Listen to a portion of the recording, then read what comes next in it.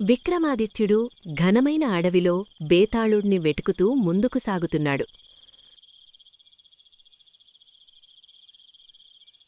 అడవిలో నిశ్శబ్దం నెలకొని ఉంది. అంతలో అతనికి ఒక పెద్ద చెట్టుమీద బేతాళుడు కనిపిస్తాడు. బేతాళుణ్ణి చూసిన వెంటనే విక్రమాదిత్యుడు అతని దగ్గరకు వెళ్లి మాట ప్రారంభిస్తాడు.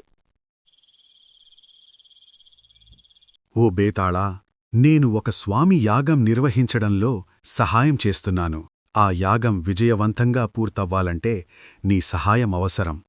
అందుకే నువ్వు నాతో రావాలి. అలాగే రాజా, నేను నీతో రావడానికి సిద్ధంగా ఉన్నాను.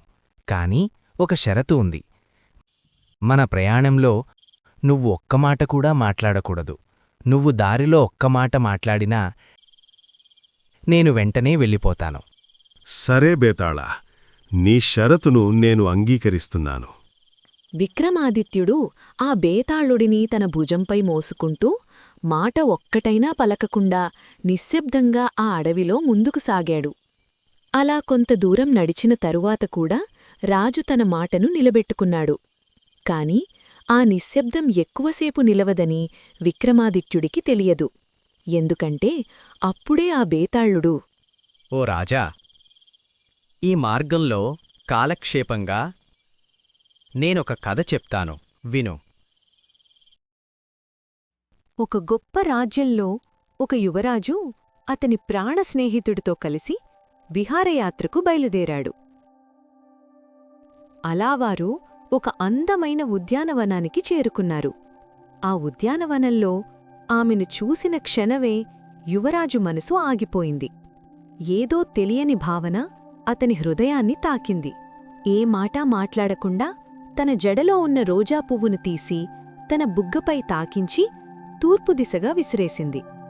ఆ సంకేతం యువరాజుకి ఏమాత్రం అర్థం కాలేదు. యువరాజు తన స్నేహితుడితో కలిసి ఆ ప్రదేశాన్ని విడిచిపెట్టారు. ఆ అమ్మాయి అలా ఎందుకు చేసిందో నాకసలు అర్థం కాలేదు మిత్రమా. కాదు మిత్రమా, ఆ అమ్మాయి తన జడలో ఉన్న రోజా పువ్వును తన బుగ్గపై అలా అనిందంటే దానికర్థం తన పేరు రోజా. ఆమె ఆ రోజా పువ్వును తూర్పువైపుకు విసిరేసింది కదా. దానికర్థం తూర్పు దిశలో ఉన్న రాజ్యం తనదని అర్థం. ఎంత తెలివిగా సంకేతాలిచ్చిందంటే ఆమె ఖచ్చితంగా తూర్పు దేశంలోని మంత్రి కుమార్తె. వెంటనే రాజకుమారుడు తన స్నేహితుడితో కలిసి ఆ రాజ్యం చేరుకున్నారు. అక్కడ అడుగుపెట్టగానే ఆ అమ్మాయిని వెతకడం మొదలుపెట్టారు. ఆమిచ్చిన సంకేతాలనే నమ్ముకుని నిశ్శబ్దంగా ముందుకు సాగారు.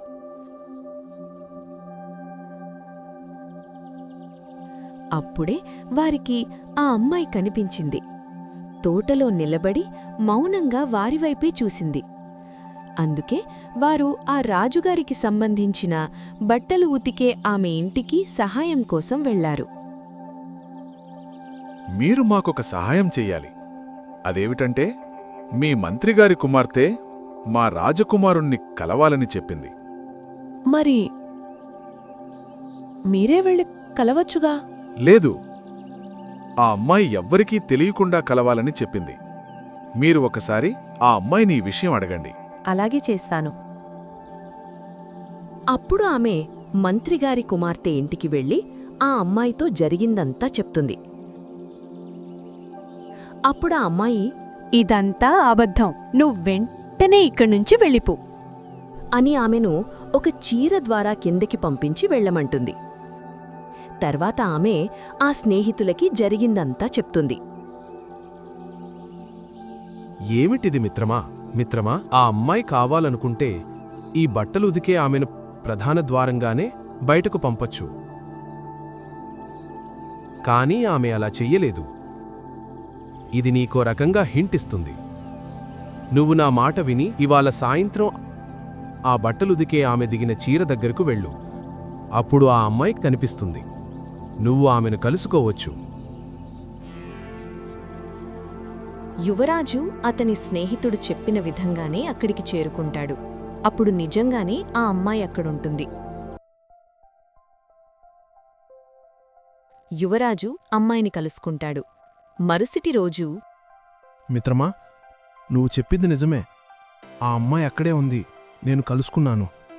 చాలా సంతోషంగా ఉంది మిత్రమా. ఇప్పుడేం చేద్దాం? నువ్వే చెప్పు. మనం ఎలాగైనా ఆ అమ్మాయిని ఇక్కడి నుంచి తీసుకెళ్ళిపోవాలి మిత్రమా. అలాగే మిత్రమా, నా దగ్గర ఒక ఉపాయం ఉంది. నువ్వు మళ్ళీ ఈరోజు కూడా ఆ అమ్మాయిని వెళ్ళి కలిసి వచ్చేటప్పుడు ఆ అమ్మాయి మెడలో హారం తీసుకుని ఆమె గొంతు దగ్గర 3 గాట్లు పెట్టిరా. అలాగే మిత్రమా.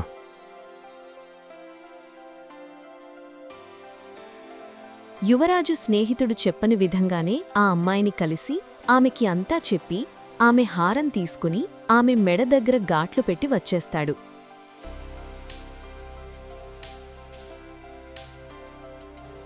మంచి పని చేశావు మిత్రమా.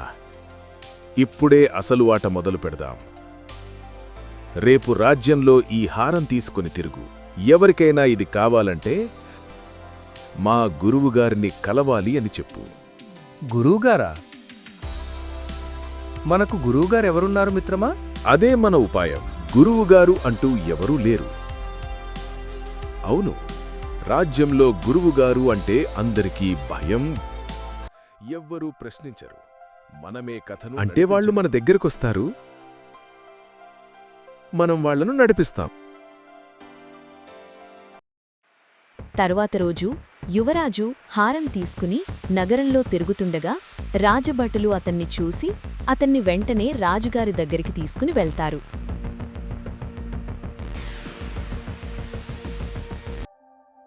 ఎందుకు నాయనా నువ్వు ఈ హారం పట్టుకుని రాజ్యంలో తిరుగుతున్నావు? మహారాజా, మా గురువుగారు ఈ హారం ఎవరికైనా కావాలంటే వారిని నా దగ్గరకు తీసుకుని రావాలని ఆజ్ఞాపించారు. అవునా? ఆ గురువుగారు ఎవరు? అతను మహాజ్ఞాని మహారాజా. ఆయన ఆజ్ఞ ప్రకారం నేనే చేస్తున్నాను.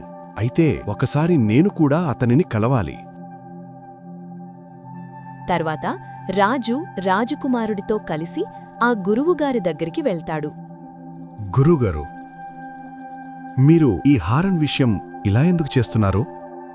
మహారాజా, నిన్న అర్ధరాత్రి ఇక్కడికి దగ్గర్లోనే ఒక యువతి ఒక మనిషిని కురికి తినడం నేను చూశాను. ఆమెకు దయ్యం పట్టింది. నేను వెంటనే ఆమెపైన ఆయుధం విసిరాను. అది ఆమె మెడలో ఉన్న హారానికి తగిలి కింద పడిపోయింది. అలా ఆమె తప్పించుకుంది. కాని ఆమె గొంతు దగ్గర మాత్రం కొంచెం గీసుకుని గాయమైంది. ఆ తరువాత నేను తెలుసుకున్నదేమిటంటే ఆ యువతి మీ మంత్రి కుమార్తె అని.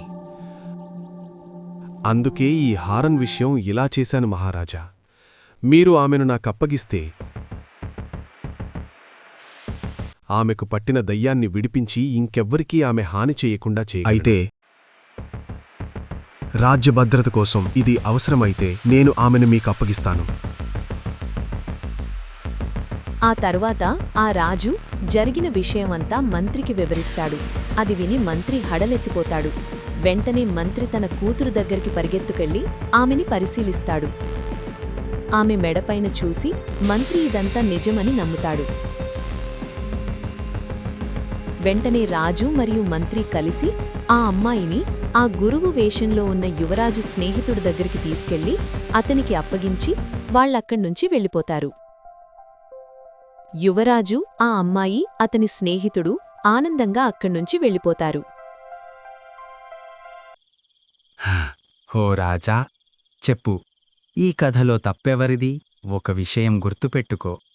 నువ్వొకవేళ సమాధానం తెలిసి కూడా చెప్పకపోతే నీ తల 1000 ముక్కలవుతుంది. బేతాళా, ఈ కథలో ఆ రాజకుమారుడి తప్పు కాదు.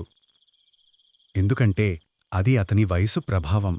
అలాగే స్నేహితుడి తప్పు కూడా కాదు. ఎందుకంటే తన మిత్రుడికి సహాయం చేయడం అతని ధర్మం. అలాగే కానీ ఒక రాజు ఏ విషయమైనా సమగ్రంగా పరిశీలించి న్యాయంగా నిర్ణయం తీసుకోవాలి. ఈ రాజు అలా చెయ్యలేదు. అందువల్ల నిశ్చయంగా రాజుదే తప్పు. సరిగ్గా చెప్పావు రాజా. కాని మన మొదటి షరతేమిటో గుర్తుందా? నువ్వు మాట్లాడకూడదు. కాని నువ్వు మాట్లాడావు కాబట్టి నేను వెళ్ళిపోతున్నాను.